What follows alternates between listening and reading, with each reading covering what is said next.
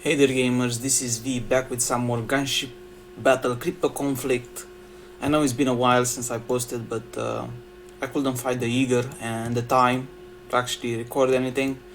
So I said about with this server transfer ticket might worth to share my opinion on it. So as you're well aware, they give a server switch for the game. I think it's for their anniversary of 1 year since the game has been released. So the limitation to this one I was expecting to be a bit more, so they can actually balance the game, but they didn't care much, I will say. So the only thing that's limiting the transfers are only for two servers, which are 165, 166 and above, and have been created in less than 120 days. Everything else, it's free to open. So all those 64 servers altogether, people are gonna go crazy, and it's gonna be divided every single one of them in like 2 or 3 servers, which they are gonna be really strong and a lot of chaos, obviously, because when you put a lot of people from different servers on the same server, creates chaos. So although you have just 7 days to make up your mind which server you're gonna go, and of course you can purchase this multiple times, so this is once and you can purchase this again. Of course the price is gonna be probably twice, 3 times more than the first one. Now the problem is nobody knows exactly how the cost will be, but for the original version of Gunship Battle, they implemented a gold for each HQ level. So I'm gonna take this off, so I'm gonna post a photo, and as you can see, there are different HQ levels and different amount of golds. You can pause if you want to have a look further, but in this version I don't think they are gonna put it on gold, just because every update that they actually did so far, they made it so much more expensive than the original version for unknown reasons. And pretty much they have all the database from the previous game, and they just modified it a bit based on the titanium system that they have, which is attached to the cryptocurrency, and they just release it as new content. But after months and months of waiting, and we'll throw that the devs went holidays and they never came back. Well, apparently they did came back, and when they came back, the smartest idea that they could come up with on this situation is to update the hunting report, because that's exactly what everyone cares about, the hunting report. There are lots of issues and lag on every passage, blitz and whatnot. The rewards system, how they manage to balance it, sometimes it can be trash, sometimes it can be really good, but overall it meant to balance the game, which in the case of gold, the amount of requests for everything that you do, trades, even especially the trades for the new ships, which they are insane, like 40k for one trade. And also of course the speeds. I mean, who has the time to wait like 400-500 days for all the buildings to go up with, as this one like 450 days. Of course you work it out with the boosters and everything that you collect, but it takes a long time for just one building update, not to mention also the ships, which they take days and days and days. So they increase the hunting report. What does it mean, the hunting report? Well, they are gonna update it. So on this side here where you see the 31 helps, and this white box is basically your report. So the moment you see it, it's gonna disappear. So I'm seeing it now. I got from the titanium island, they brought back the titanium, so I have 64k. So after this I play check rewards and all done, this report is gonna disappear. So they decided not to disappear and leave it there for like 24 hours, so you can see what you get and what you didn't get, and random rewards, whatever, because in certain situations the rewards can be changed, like Royal Armada fleets, they give different stuff every time, or maybe I will say different amounts, not different types. But I don't think it helps very much, because even if you do normal fleets in general and just one after another and another and another and another, that report, you already know that it's gonna give you a bunch of resources, experience, and that's about it. So the curiosity for the hunting report blow my mind away. Like I said, there are all sorts of technical stuff that they could actually do with the game, and they choose to make it the least important one, although probably is the easiest one.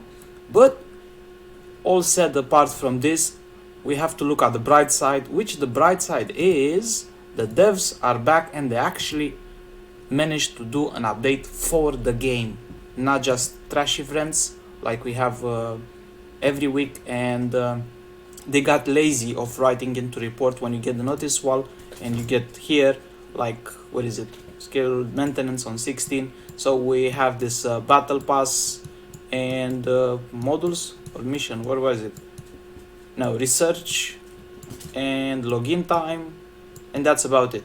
So they put all this writing in here, which looks like a lot but is actually not. And then when you open it, you have a couple of different events, but the problem is they repeat themselves. So limited gem event 2000, always it is here. A limited gem spending event 500, always.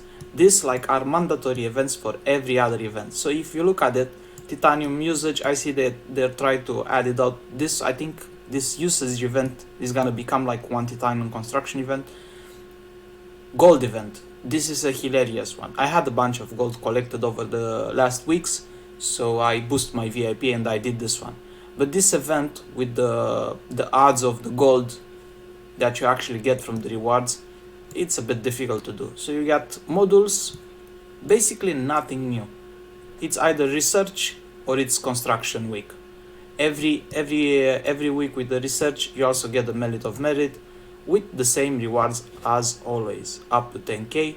Like people actually have 10k medals every 2 weeks. That's how they decided to do it, which is not a bit right. Hot time login event, since they started with this one, they don't let it go.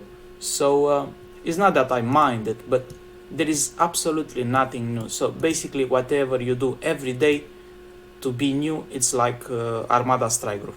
So you got the ACG, everything else zero content. So every day you do the stage group. Now the blitz, it's so weak that you can do it AFK without any issues, even with weak ships in the base, because you have higher stats probably by now.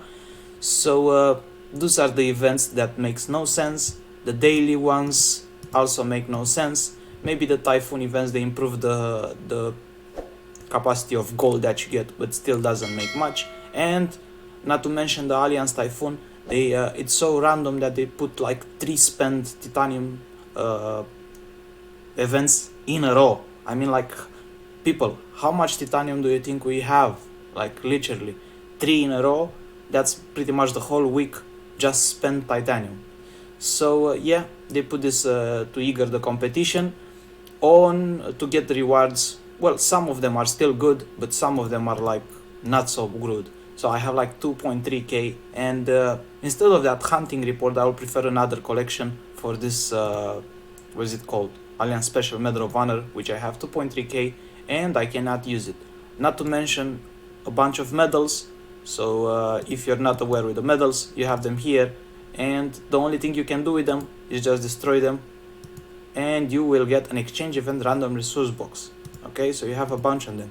And look at the amount of resources you can get to one box. And wow, 50 oil.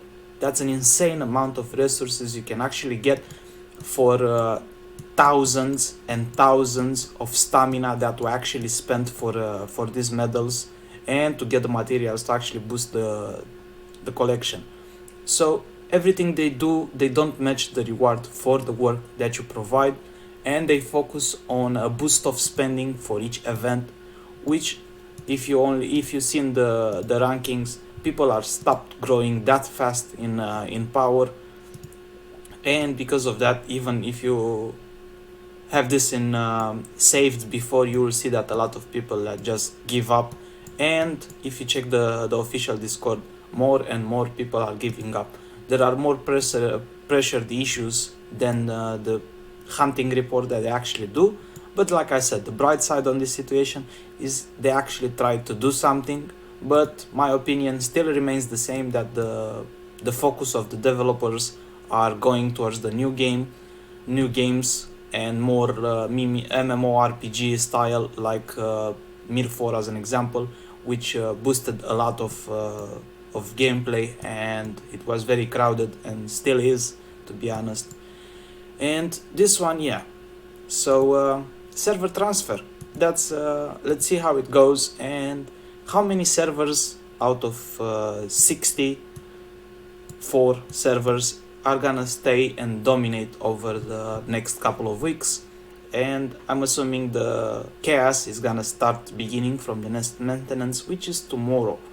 So get ready for the chaos, and obviously your friends who you're talking with other servers, now is your time to unite and make a change, at least besides 102, which was the strongest server at the moment, and everyone was afraid in World War in a way to fight against them. Now it will be more power across the board, so it will be more challenging during World Wars, so get ready your repairs, because it's going to be fun. The sad part is that it's every 2 weeks, and also the new tournament will start, and that's gonna change a lot of things based on this server transfer. So there is that, guys, for this video. If you have any opinions, don't forget to drop your comments below, and also if you want to help me out, I have 2 buttons. One of them is join and the other one is a thanks button.